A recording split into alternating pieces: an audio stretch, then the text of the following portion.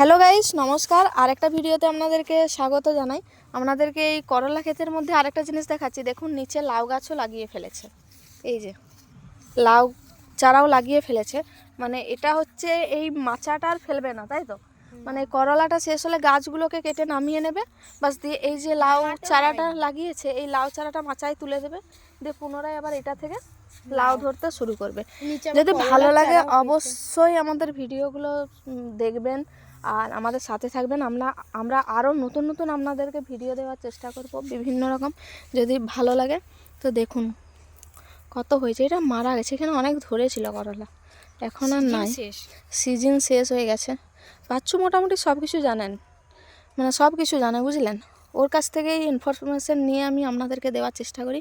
আরেকটা কথা বলে রাখি, অনেক ভিডিওতে বলেছি, আবার বলছি, যদি কিছু ভুল ত্রুটি হয়ে থাকে অবশ্যই আমাদের মাফ করবেন।